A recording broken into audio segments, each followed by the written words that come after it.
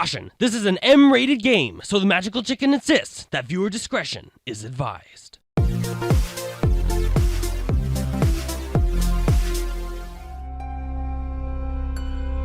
It's time for the Dark Souls Remastered review for the Nintendo Switch.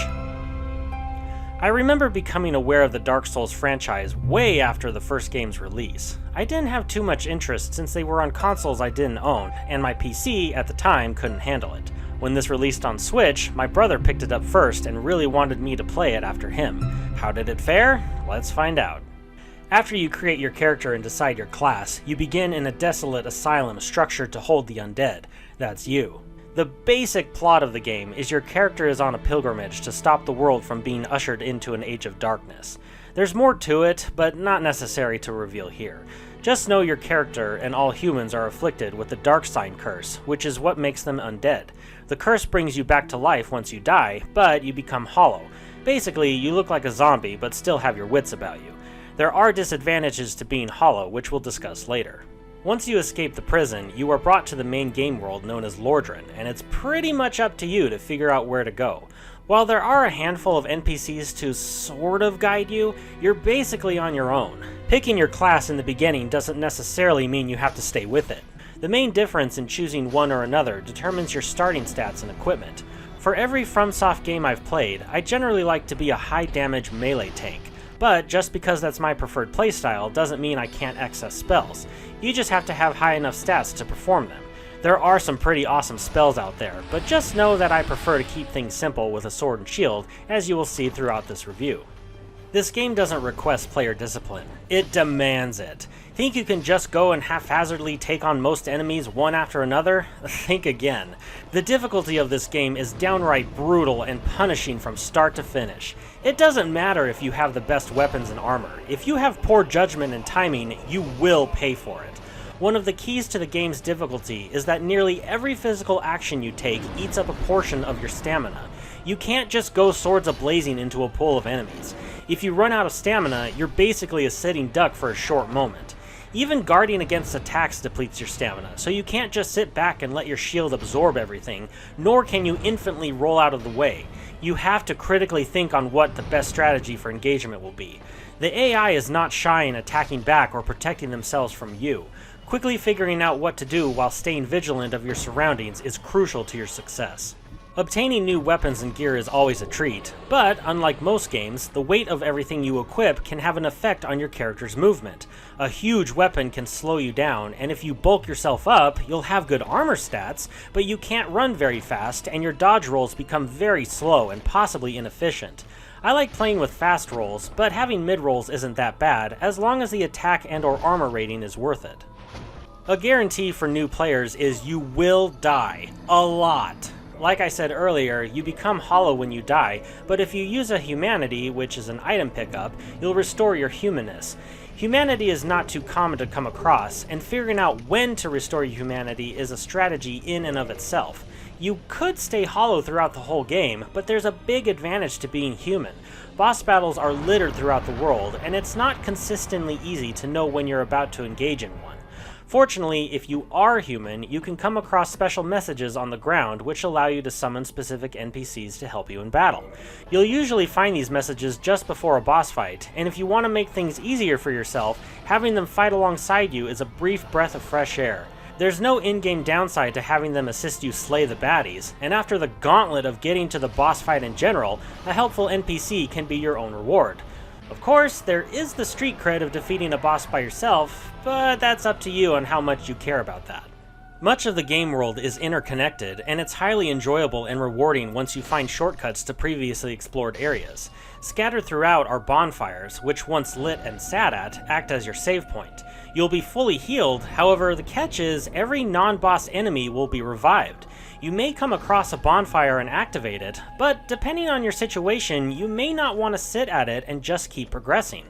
Every time you defeat an enemy, they'll drop souls, which is the currency in order to upgrade your character, as well as making purchases from merchants. A game mechanic of making sure you stay cautious everywhere you go is that if you die, you will lose all your souls. Fortunately, you can return to the spot you lost them and pick them up. The soul-crushing game mechanic, however, is if you die before you reach them, they are gone for good. The game gets progressively more difficult the more you explore. Some areas will not only test your patience, but also your sanity. With my first playthrough, I can't tell you how frustrated I was with everything. It was a constant cycle of fight, die, lose souls, try to retrieve them, but die again. It was that weird downward spiral of depleting skill. The more I tried, the worse I became. But I'm so close to a bonfire. If I can just get past here, I'm home free. Please, I'm just trying to get out of here and...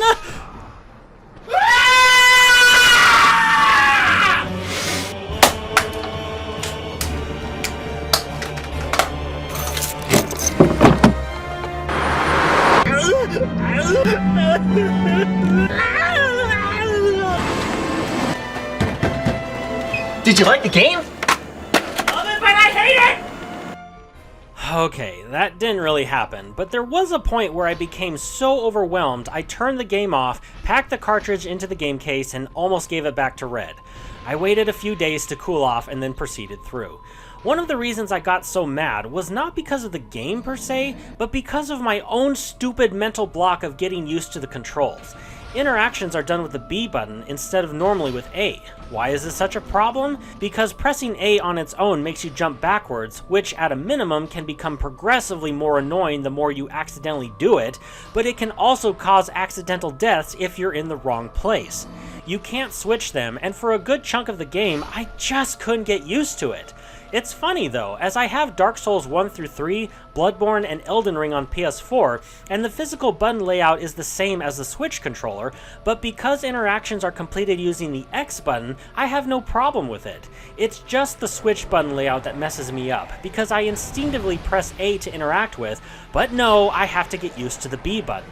The game isn't necessarily open world, but it's not entirely linear either. There's a good handful of secret and optional areas, and hidden goodies to collect throughout the entire map. Speaking of map, there isn't one, which just adds to the difficulty on your first playthrough, as you have to remember where you are and where to go. It's a fairly long game, and each area has its own dark ambiance and horrors waiting to attack. Finding that next bonfire is such a relief, and it's one of the only breathers you get. In addition to AI enemies trying to kill you, real players can invade your game world and duel you for souls and humanity. This can only happen if you have your humanity currently restored. I've won a few duels, but it seemed like most players who invaded were way above my level and could basically one-shot me. Just like NPCs, you could summon actual players to help you with boss fights. This is a really cool feature and just makes you wish you could co-op the whole game together. You can turn off online capabilities, but doing so will not allow you to summon other players or see their orange messages on the ground. These messages can be helpful and even funny, although some just like to troll, but I can't blame them for that. The severe difficulty is not a fault of the game, however there were a few downsides. One, although graphically it looks good, there was a handful of glitches throughout, mainly with pop-ins, which didn't hamper me personally, but it's still a problem. 2, the camera could fight you at times, and possibly even kill you if you weren't careful. And 3, even though the boss fights are exciting and fun, and the beautiful music greatly enhances the atmosphere and dread, some bosses are reused in different areas, which, it's not a horrible thing, but after you've defeated it, it no longer has the initial flair of your first encounter. But don't worry, while these negative points do exist, they don't deter much from the overall experience you'll get. The remastered version comes with the Artorias of the Abyss DLC, which is a nice welcome to expand your playthrough even further. Just take extra precautions, as the DLC can be more difficult than, dare I say, most of the base game, but conquering it has its own rewards. This game is not for the faint of heart. The punishing and at times borderline unfair gameplay can only be mastered with experience. The majority of the game though is fun, and it beckons you to continue further, never knowing what you might encounter. It rewards patient, tactical players and never lets you get too comfortable. It can be a mentally exhausting experience, but with so much to offer in terms of playstyle, areas to explore, and items to collect, it succeeds in offering a rare balance of high difficulty but rewarding gameplay, and if you're up to the challenge, you should give it a try. This game gets a 4.5 out of 5 with the title of Epic.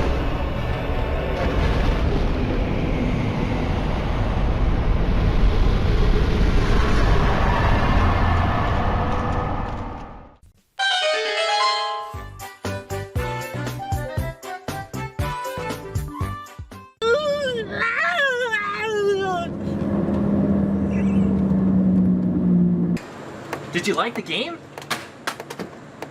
Ow. I'm trying to throw it flat. Right.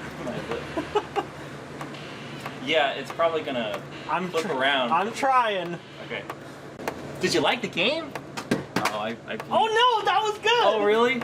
That was good. Sorry. I'm trying to. Eyes are watering now. I'm trying to. I'm trying to go for cartoon physics where it just kind of hits you and then drops slowly. I'm trying not to like blink or like flinch, but it's really hard. It's fine. Did you like the game? Oh, Like you missed. I'm trying not to hit you too hard. Did you like the game? You missed. Oh. Did you like the game? Oh my gosh. I can't aim.